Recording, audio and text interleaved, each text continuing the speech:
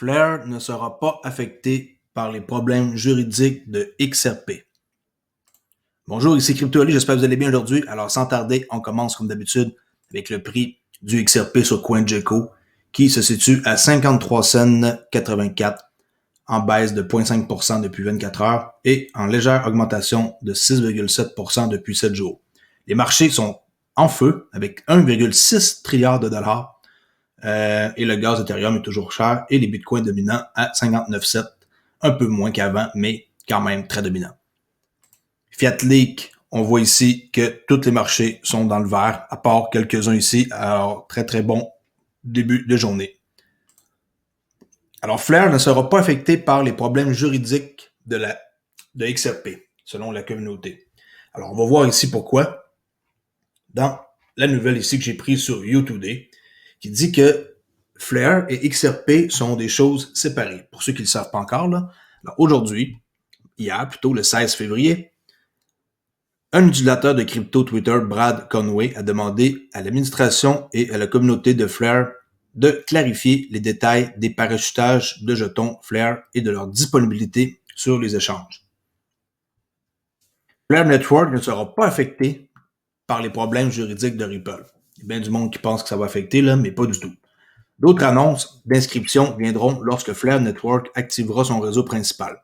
On sait que ça va être d'ici le 11 juin, là, mais apparemment, selon une récente interview avec le PDG Hugo Filion, Flare peut être mis en ligne sur le réseau principal en mai 2021. On a tous hâte, les détenteurs de XRP, de recevoir nos Spark. De plus, l'équipe de Flare Network n'a partagé aucun plan pour un largage supplémentaire. La seule distribution de jetons légitime aura lieu après le lancement du réseau principal Flare. L'instantané des soldes XRP pour celui-ci a eu lieu le 12 décembre 2020. Pour ceux qui ne le savent pas, là, s'il y en a qui avaient leur crypto et qui n'ont pas encore réclamé, vous pouvez le faire si c'était sur, mettons, comme votre clé Ledger avec XRP Toolkit ou XOM. Mais si c'était sur un site d'échange, après le 12, désolé pour vous, mais vous n'aurez pas de Spark.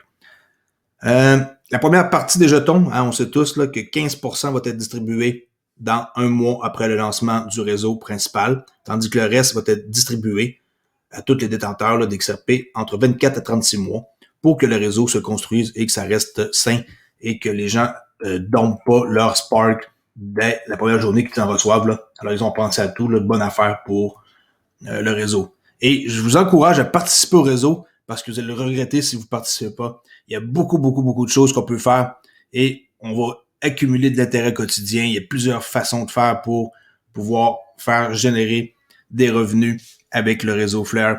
C'est à vous de voir qu'est-ce qui vous intéresse le plus. En plus, la plupart des façons de faire, c'est zéro risque. Et la seule façon qui est un peu risquée est très minime comme risque. Alors, sérieusement, si vous n'avez pas vu la chaîne YouTube de Mickey Bufresh, allez voir sa chaîne. Il explique super bien comment ça fonctionne. Et j'ai publié aussi un post là, avec un graphique qui lui appartient, qu'on peut voir.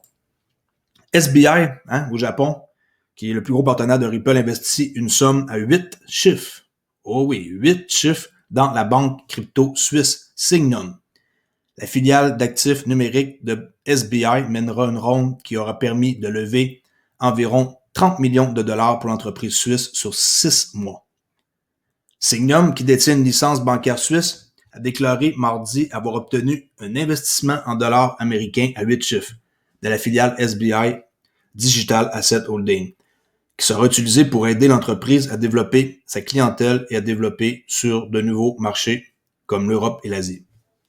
Alors que la société se prépare à une éventuelle offre publique, les capitaux levés serviront également à élargir la gamme d'offres de conservation de Sygnum, à commercialiser sa plateforme de tokenisation et d'installation de négociations sur les marchés secondaires, ainsi qu'étendre son infrastructure API bancaire.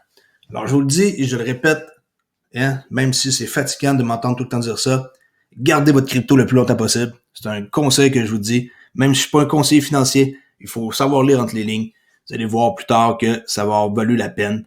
Moi, je regarde présentement une base quotidienne de mon portefeuille et je vois le prix payé versus le prix actuel de ma crypto. Et j'ai des cryptos qui sont des milliers de pourcentages de profit. Et je vous dis une chose, c'est rien que le début. Alors, c'est vraiment intéressant pour ceux qui embarquent dans le train maintenant. Il n'est pas trop tard pour ceux qui s'intéressent à la crypto. C'est juste que vous allez payer plus cher que qu'est-ce que les gens ont payé il y a 6 mois ou 1 an ou 2 ans ou 3 ans. Goldman Sachs, JP Morgan et UBS négocient un ETP lié à la crypto de Polkadot. Excusez-moi. Si vous pensez que ces gros joueurs-là, là, ils sont pas dans le coup, là, puis qu'il y a juste les bitcoins qui les intéressent, vous trompez, il y a bien d'autres choses que les bitcoins, là, qui peut être aussi beaucoup plus payant. Là. La finance traditionnelle va plus loin dans le terrier du lapin crypto que vous ne le pensez. Goldman Sachs, ICAP, JP Morgan, UBS ont acheté le premier produit négocié en bourse ETP qui offre une exposition à la crypto-monnaie DOT de Polkadot pour les clients, selon les données du terminal Bloomberg examiné par CoinDesk. Ces banques et maisons de courtage ont acheté de petites quantités d'actions dans ETP, okay, 21 shares, là, basé en Suisse, c'est ça que ça s'appelle. Selon les données, les actions ont fait leur début le 4 février à la SIX Swiss Exchange, au prix de 22 à 23 $ et ont grimpé à 30 $ depuis. Alors, c'est un bon profit pour eux, là. On s'entend qu'ils n'achètent pas eux autres pour 100 $, là. Alors, pour être clair, ces clients n'investissent pas dans DOT lui-même, mais plutôt dans une sécurité qui suit ses performances. Ils n'auront pas besoin de télécharger un logiciel spécial pour gérer un portefeuille et l'ETP répond aux exigences banales de l'investissement traditionnel comme un numéro d'identification international de titre. On voit ici là, UBS, là, le broker, avec les quantités qu'ils ont achetées, les dates. Là, okay? Alors, allez jeter un coup d'œil, là, comme ça ici. Continue parce qu'il y a beaucoup de nouvelles. J'étais censé filmer hier tous mes enregistrements en arrivant de travailler, mais j'ai trop d'ouvrages, là. Alors, j'ai préféré faire ça le lendemain matin puis avoir une bonne nuit de sommeil, là. Ici, on voit Wall Street Journal en date du 17 février. OK? Hier, que maintenant, regardez le titre. Bitcoin trade above 50 000 $ pour une première fois. Alors, 909 billions de dollars que ça vaut présentement. Et c'est 68% en hausse depuis le début de l'année. Alors, bravo aux détenteurs de Bitcoin. Moi, j'en ai pas. Et c'est pas plus grave. Je suis bien content d'avoir d'autres sortes, par contre. Ici, une nouvelle sur Finastra. Si je me trompe pas, juste un instant pour voir. Oui, OK. Parce que je suis en train de me rappeler que je voulais en parler, mais je l'avais laissé de côté, cette fenêtre. Alors, BIS, qui est la Bank of International Settlement, la Banque des règlements internationaux, et SWIFT, accueille le hackathon ISO 20022, là. On dit pas 222 parce que le monde pense que c'est 222. C'est 20022. C'est le standard, là, qui va être obligatoire. Alors, la Banque des règlements internationaux et SWIFT vont organiser un hackathon ISO 20022 et un API dans une recherche mondiale de nouvelles façons d'effectuer des paiements transfrontaliers plus rapides, moins chers et plus transparents. Hébergé par la BIS Innovation Hub et le réseau interbancaire SWIFT, le hackathon virtuel de 7 jours invite les équipes participantes de banques, de fintech et prestataires de services de paiement et d'entreprises à développer et présenter des solutions qui améliorent les paiements transfrontaliers. Les démonstrations seront visionnées par un panel de juges de la Federal Reserve Bank de New York, la Bank of England, l'European Central Bank, SWIFT, Innovate Finance UK, CPMI, Paiement Canada, New Payment Platform Australie, Swiss, okay, Suède et DBS Bank à Singapour. Ça, c'est tous des gros noms.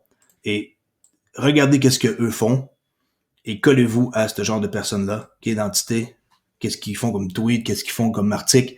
Et vous allez comprendre beaucoup de choses que c'est eux qui mènent le bal par rapport à ici le hackathon qu'il va avoir. Robinhood qui annonce son intention d'offrir des dépôts et des retraits cryptographiques, eh bien, maintenant ils essaient de reprendre le coup là. Alors la réputation de Robinhood a été mise à mal ces derniers temps. Vous savez qu'est-ce qui s'est passé avec Wall Street Bet, puis que les gens ne pouvaient pas sortir leur argent avec GameStop là. Mais il espère regagner en crédibilité au sein de la communauté crypto en introduisant des transferts de crypto-monnaies. Il se lance là-dedans. Là. La plateforme de trading controversée Robinhood a annoncé mercredi son intention de mettre en œuvre des dépôts et des retraits de crypto-monnaies, bien que les clients puissent acheter et vendre de la crypto-monnaie via la plateforme depuis un certain temps. Ils ne peuvent pas accéder eux-mêmes aux pièces pour les transférer vers d'autres portefeuilles, ce qui est complètement nul. Là. tes pièces, ils étaient pognés chez eux, là, pas capables de les sortir. Selon une série de tweets publiés à partir du compte Twitter de la société, des travaux d'intégration des transferts de crypto-monnaies ont déjà commencé, bien qu'aucune date ou précision n'a été fournie sur la date de mise en œuvre. Robinhood a également précisé que les dépôts cryptographiques seraient conservés par leur propre portefeuille et ajouté que la société n'investit pas dans la crypto-monnaie et n'utilisera pas les fonds des clients à leur propre avantage. Ouf, ça par exemple, j'en doute. Ici, j'ai vraiment un astérix là. Écoutez, j'espère que non, parce que c'est grave là s'ils font ça de prendre les fonds des gens là. On sait que les banques font ça avec notre argent. Pourquoi que les autres ne le feraient pas là? Robinhood a actuellement 7 monnaies listées par le commerce sur la plateforme, y compris Bitcoin, Dogecoin, Ether, Litecoin, Ethereum classique, Bitcoin Cash et Bitcoin SV. On ne sait pas s'ils ont l'intention de déployer un support pour les transferts des 7 pièces. C'est assez spécial, hein? Ils vont supporter peut-être ça pour les transferts, puis Ethereum. Les autres, il n'y aura pas possibilité d'avoir un support. Alors, c'est un peu flou comme article, là. Et on finit ici avec Crypto Exchange Coinbase, qui était à l'origine de l'achat de Bitcoin et de Tesla. Alors ça, c'est un peu surprenant, je m'en doutais vraiment pas. Coinbase, l'échange de crypto basé aux États-Unis, aide les grandes entreprises à investir dans le Bitcoin. De Block a appris que Tesla faisait partie de la clientèle d'entreprise de Coinbase. Des sources proches de l'accord ont déclaré que Coinbase avait exécuté l'achat de Tesla au cours de la première semaine de février sur plusieurs jours.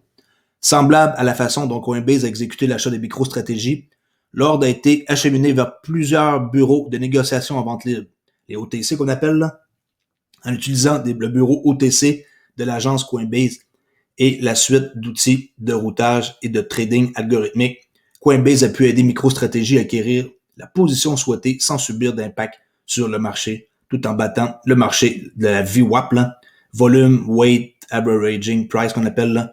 C'est le prix moyen durant toute la journée. Là, on peut installer ça sur un graphique, ça fait une ligne. Et quand on est en dessous, on paye moins cher. Là. Bon, je vais vous montrer ça une autre fois.